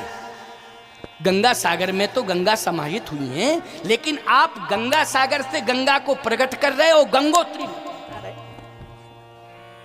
उल्टी गंगा आप बहा रहे। गजब की बात तो यह है, आप जैसा महान ज्ञानी उल्टी गंगा बहा रहा है। मैं कह रहा हूं कि अपमान हुआ, आप कह रहे मेरा सम्मान हुआ। संसार में इतना बड़ा सम्मान किसी का नहीं हुआ जितना बड़ा सम्मान शंकर जी कह रहे मेरा हुआ है। अब बोलो भाई, पार्वती जी कह रही हैं अपनी माता जी से, मैंने से सुन लो, सुन लो, कान खोल करके सुन लो। और साथ ही जितनी महिलाएं थीं उन सबको इशारा कर रही हैं कि जरा सुन तो लो, मुझे जो पति के रूप में मिल रहा है वो कितना महान है, कितना उदार है कि अपमान में भी सम्मान खोज रहा है। भगवान शंकर ने कहा नारद जी अब मैं सुनाता हूं, जरा सुन लो, समझ लो। हाँ सुनाओ महाराज। तब मेरी सास आई, पूजन की थाली लेके आई। कहाँ? उसके साथ में नगर की महिलाएं थी। हाँ थी, थाली फेंक करके भागी। यही कह रहे हो? क्यों? अपमान है ये? नहीं, सम्मान। कह सम्मान है, कम से कम आरती उतार देती, माला पहना देती, तिलक लगा देती, प्रक्षालन कर लेती, बस इतना पर्याप्त था, फिर चली जाती। लेकिन वो तो थाली फेंक करके चली गई। अच्छा थाली में क्या क्या था? नारद जी ने कहा थाली में पहले गंगा जल था। अच्छा किसमें था गंगा जल? बोले एक लोटे में था। लोटा होता है पात्र, तुम लोग क्या कहते हो उसको? लोटा ही कहते हो, चलो ठीक है, हमारी तुम्हारी भाषा तो मिलती जुलती है ना। लोटे में क्या था? नारद जी ने कहा गंगा जल था। अच्छा अच्छा गंगा जल था। और क्या था? कहा दीपक था। दीपक में क्या? बोले बाती थी। क्यों? आरती उतारने के लिए। अच्छा अच्छा। और क्या था? कहा माला थी पहनाने के लिए। अच्छा माला पहनाने के लिए। और क्या था? कहा एक कटोरी में चंदन अक्षत था। अच्छा क्यों? बोले तिलक लगाने के लिए। कहा बस इतना ही था। हाँ। भगवान शंकर ने कहा मेरी सास महान है, मेरी सास मैना विद्वान है, मेरी सास जैसा महान और विद्वान तो संसार में कोई है ही नहीं। क्यों? बोले मेरी सास ने जैसे ही देखा कि मेरे दामाद के मस्तक पर 3-3 तिलक पहले ही से लगे तो एक तिलक लगा के अपमान करूं। नारद जी नाचने लगे, गजब हो गया, गजब हो गया। कहा मेरी सास ने देखा कि पहले से 3। अच्छा एक बात बताओ, हमसे अच्छा तिलक तुम लगा सकते हो क्या? और तिलक में तिलक लगाओ तो पता नहीं कैसा लगा दो। बहुत से लोग हैं कि तिलक में तिलक लगाते। एक सज्जन मेरा तिलक करने आए, मैंने कहा तिलक तो मेरा लगा है, कहा थोड़ा सा हमारी श्रद्धा है हम लगा, तो नाक से शुरू हो जाओ। हमने कहा बहुत अच्छा तिलक लगाया। अब ना हम इधर के रहे ना उधर के रहे, तुमने यहाँ से तिलक। बोले महाराज जी हमारी श्रद्धा यहीं से है। हमने कि तुम्हारी धिक्कार है तुम्हारी श्रद्धा को, तुमने हमारा किया हुआ तिलक ही खराब कर दिया, गड़बड़ कर दिया पूरा। तो इसलिए ध्यान से सुनना बात को। मेरी सास कितनी योग्य है, कितनी होशियार है। मेरी सास ने देखा कि 3-3 तिलक पहले से लगे हुए हैं, तो मेरी सास ने कहा कि पहले से जिसके 3-3 तिलक लगे हों एक तिलक लगा के अपमान नहीं करूंगी। तो कहा कम से कम आरती तो उतार देती। आरती उतारने में क्या दिक्कत थी? भगवान शंकर ने कहा कि मेरी सास महान है, विद्वान है। मेरी सास ने देखा कि मेरे दामाद के मस्तक पर साक्षात चंद्रमा बैठा हुआ है, तो एक साधारण दीपक से आरती उतारने में अपमान करूं, इसलिए दीपक फेंक दिया। चंद्रमा को देख के दीपक फेंक दिया। अच्छा बोलो भाई, अपमान में सम्मान निकाल रहे हैं कि नहीं? क्या निकाल रहे हैं बोले बाबा? अपमान में सम्मान। क्या खोज रहे हैं? अपमान में सम्मान खोज रहे हैं। बोलो ऐसा महान संसार में कोई है? ऐसा महान संसार इसलिए कहता हूं कि दामाद बन करके जाओ ससुराल में, अगर कहीं प्रतिकूल परिस्थितियां मिल रही हो तो अनुकूलता बनाने की कोशिश करना, अनुकूलता पैदा करने की कोशिश करना। ये नहीं कि अनुकूलता में प्रतिकूलता बनाना शुरू कर दो, अनुकूलता बैठाना, अनुकूलता बनाने की कोशिश करना है। ये शिव का विवाह आपको संकेत दे रहा है। शिव के विवाह की यही तो महिमा है। नारद जी ने कहा अच्छा ठीक है, आरती इसलिए नहीं उतारी क्योंकि चंद्रमा मस्तक पर था, इसलिए अपमान हो जाता, क्योंकि दीपक से आरती, चंद्रमा की आरती उतारो। क्यों भाई? सूर्य की आरती उतारो, तो ये अपमान है कि सम्मान है? कहा चंद्रमा बैठा था मस्तक पर, इसलिए फेंक दिया दीपक। माला कहे संसार में जितने भी लोग हैं बड़ी से बड़ी मालाएं पहनते हैं, पहनाते, लेकिन नरमुंडों की माला पड़ी है किसी माई के लाल में हिम्मत? कहे हाँ। कहे और छोड़ो, नरमुंडों की माला छोड़ो, बड़े से बड़े फूल हैं, बड़ी से बड़ी मालाएं हैं, लेकिन ये मालाएं पहनी जाती हैं, उतार के अलग कर दी जाती हैं। लेकिन मेरे गले में एक ऐसी माला है रुद्राक्ष, जिसको धारण कर लेता है व्यक्ति, वो अजरता अमरता प्राप्त कर लेता है। इसलिए मेरी सास ने देखा कि ऐसी रुद्राक्ष की माला, विशाल माला पड़ी हुई है शिव के गले में, कि ये पुष्पों की माला किसी काम की नहीं है। क्यों भाई? रुद्राक्ष के आगे पुष्पों की माला किस काम की?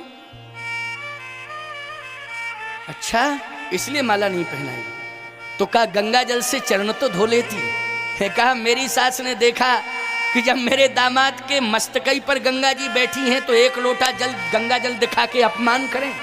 जहाँ गंगा जी स्वयं बैठी हैं साक्षात, वहाँ एक लोटा जल दिखा करके अपमान, इसलिए एक लोटा गंगा जल फेंक दिया, माला फेंक दी, दीपक चंद्रमा के कारण फेंक दिया है। मस्तक पर 3-3 तिलक लगे थे, इसलिए तिलक की व्यवस्था भी अलग कर दी है। मेरी सास ने मेरा सम्मान किया है, इसलिए वंदनीय है मेरी सास, में सास का सम्मान करता हूं। यह है प्रतिकूलता में अनुकूलता।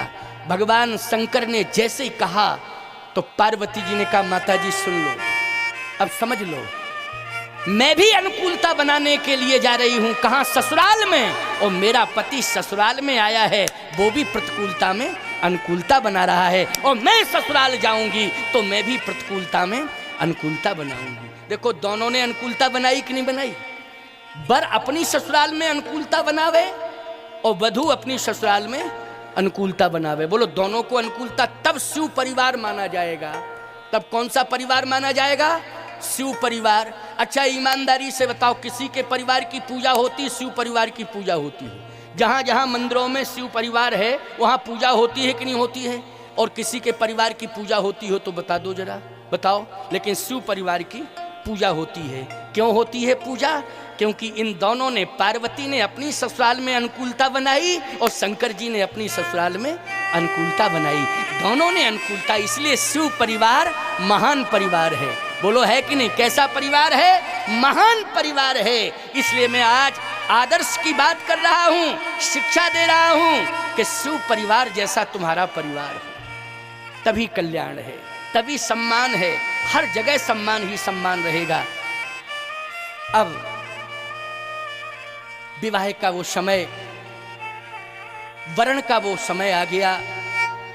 भगवती श्री पार्वती जी, भगवान शंकर दोनों मंडप के नीचे बैठे हैं। ब्रह्मा जी विवाह पढ़ रहे हैं। विवाह पढ़ने के लिए ब्रह्मा बुलाए गए थे, तो ब्रह्मा जैसा कौन विवाह पढ़ सकता है? अब ब्रह्मा जी विवाह पढ़ रहे हैं, शिव पार्वती बैठे हैं। अरे भैया, ब्रह्मा की भले ही महिमा अपने आप में होगी, लेकिन जहाँ शिव और पार्वती दोनों जोड़े से बैठे हों, वहाँ ब्रह्मा तो निमित्त मात्र है प्यारे। बोलो है कि नहीं? और ये जो भी विवाह को संपन्न कराने की विधि है वो एक औपचारिकता है। क्या है? औपचारिकता है। लेकिन फिर भी ब्रह्मा जी ने औपचारिकता को पूरा करने के लिए कहा कि मंडप के नीचे 3 पीढ़ियों के नाम पूछे जाते हैं, आपके यहाँ भी पूछे जाते होंगे, पूछे जाते हैं कि तुम्हारा नाम क्या है, गोत्र क्या है, नाम गोत्र बताओ। तो शंकर जी से भी ब्रह्मा जी ने, ब्रह्मा सब जानते तो थे ही, लेकिन फिर भी ब्रह्मा ने कहा कि आपका नाम क्या है। शंकर जी बोले विवाह पढ़ने क्यों आए हो जब दूल्हे का नाम नहीं जानते हो, इतना बड़ा विवाह हो रहा है और नाम पूछ रहे हो।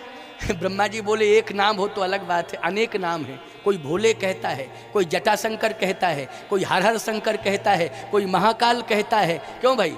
और ईमानदारी से बताओ, इनके नाम है 12 नाम है, 12 ज्योतिर्लिंग है ना, तो 12 नाम तो लिए जाते हैं कि नहीं लिए जाते हैं? तो एक नाम हो, आपके तो 12 नाम है। कहा अच्छा कोई भी नाम कह लो, तो क्या कहा जाए बताओ? अच्छा शंभू, चलो ठीक है, शंभू नाम से। शंभू, ठीक सर, शंभू। आपके बाप का नाम? शंकर जी बोले अब बड़ी समस्या पैदा कर रहे, विवाह पढ़ने आए हो कि समस्या पैदा करने आए हो? जब हम प्रतिकूलता में अनुकूलता बना रहे हो और आप जो है अनुकूलता में प्रतिकूलता की बात कर रहे हो, अब बाप की बात करने लगे हो।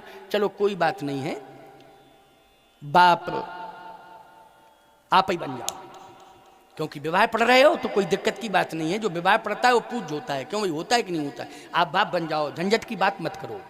झंझट की बात नहीं, 4 बजने वाले हैं और यही इसी में अटकाए पड़े हो। क्यों भाई? इसलिए जो है आप बन जाओ, बाप आप बन जाओ। अच्छा अच्छा ठीक है बाबा, ठीक है ठीक है, मैं बाप बना जाता हूँ। चलो शंभू, शंभू के बाप कौन है? शंभू के बाप ब्रह्मा। अच्छा ब्रह्मा के बाप? बोले आपको अपने बाप का नाम मालूम नहीं है? तो आप अपने बाप? बोले हमारे बाप तो विष्णु है। विष्णु नारायण की नावते कमल प्रकट भगवान, ताते पुण्य ब्रह्मा वह वृचिव शकल जान। नारायण की नाव से बोलो कमल प्रकट हुआ, कमल से ब्रह्मा प्रकट हुए कि नहीं हुए? तो किसकी नाभि से प्रकट हुए ब्रह्मा? नारायण की नाव से, तो विष्णु। अच्छा अच्छा, ब्रह्मा ने कहा ठीक है, हमारे बाप हो गए विष्णु, और विष्णु के बाप? शंकर जी बोले विष्णु के बाप हम खुद बैठे हैं। ठीक है बाबा, हो गया विवाह, अब जल्दी कराओ, विदा होने दो, है ना। तो कहने का तात्पर्य मेरा ये है कि ये प्रतिकूलता में शिव पार्वती के विवाह का अर्थ ही ये है कि प्रतिकूलता में अनुकूलता बनाना। अर्थ क्या है? प्रतिकूलता में अनुकूलता का साम्राज्य स्थापित करना, ये शिव विवाह की परंपरा है। अब एक बात और सुन लो, अद्भुत बात है। पार्वती जी को लेकर